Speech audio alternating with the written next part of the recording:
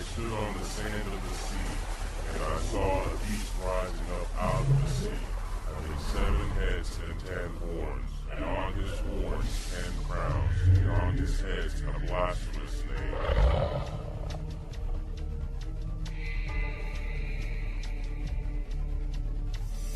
Welcome to the Revelation 13 podcast.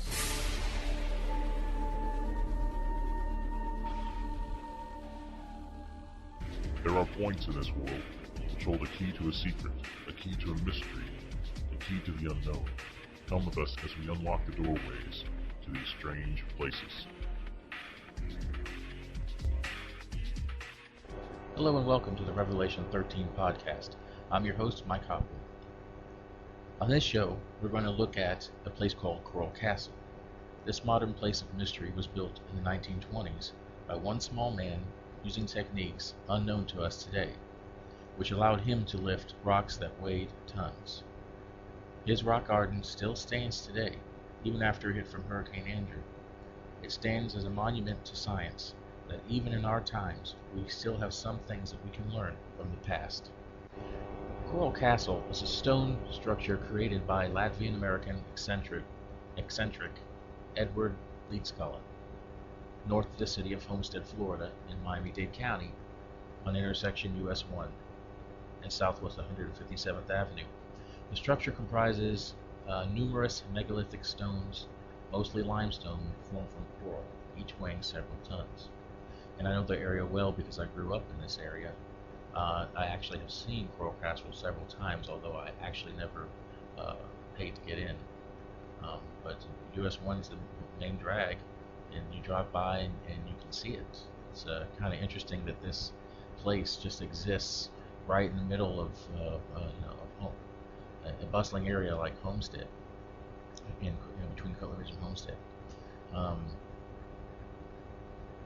But the history of it is that Edward Leedskalnin was jilted by his 16-year-old fiancée Agnes Scuffs in Latvia, just one day before the wedding.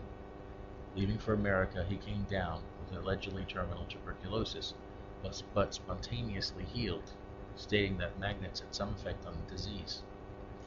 Edward spent 28 years building Coral Castle, refusing to allow anyone to view him while he worked.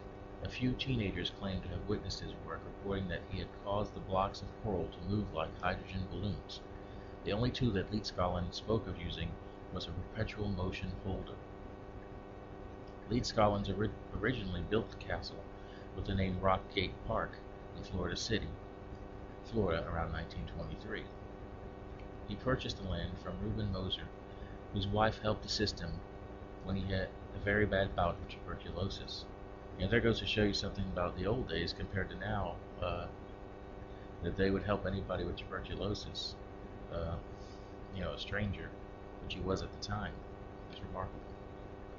Florida City, which borders in the Everglades, and I actually lived in Florida City.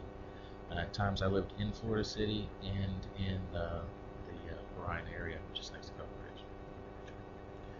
Ridge, which borders the Everglades, is the southernmost city of the United States that is not on an island. It is an extremely remote location with very little development at the time, and even to this day is kind of sparsely developed. The castle remained in Florida City until about 1936, when Leedskalnin decided to move and take the castle with him. Coral Castle's website states that he chose to move in order to protect his privacy when discussion about developing land in the area of the castle had started. There's also another story that suggested that he might have been robbed by some gang of youths, and therefore moved because of that. We don't know exactly why. He spent 3 years moving the Coral Castle structure 10 miles north from Florida City to its current location in Homestead, Florida. Leedskalnin continued to work on the castle up until his death in 1951. The coral pieces that are part of the newer castle, not among those transported from the original location, were quarried on the property only a few feet away from the southern wall. Leedskalnin charged visitors 10 cents a head to tour the castle grounds. There are signs carved on the rocks and at the front gate, ring bell twice, and a second sign just inside the property says admittance 10 cents, drop below. He would come down from his living quarters, which were on the second story of the castle tower and close to the gate, and conducted the tour. Leeds Garland never told anyone who asked him how he made the castle. He would simply answer, "It's not difficult if you know how." If asked why he made the castle, Leeds Garland would vaguely answer it was for his sweet 16.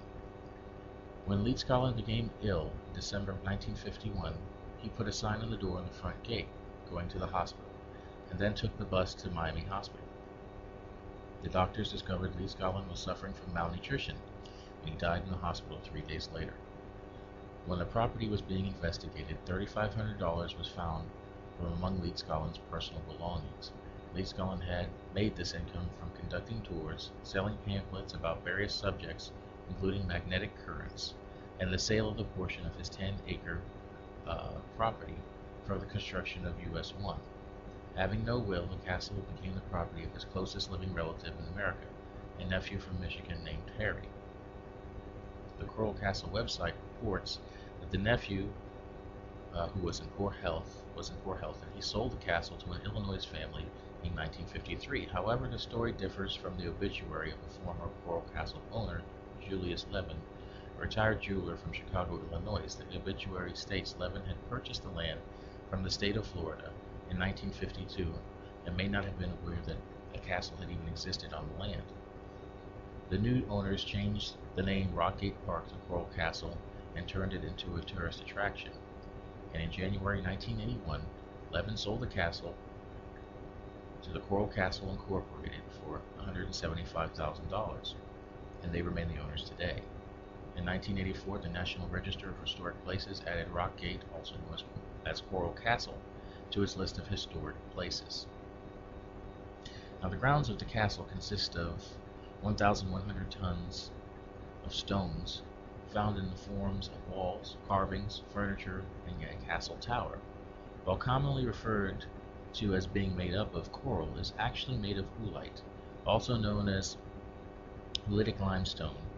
Oolite is a sedimentary rock composed of small spherical grains of concentrically layered carbonate that may include localized concentrations of fossil shells and coral. Oolite is found throughout southeastern Florida, from Palm Beach County to the Florida Keys.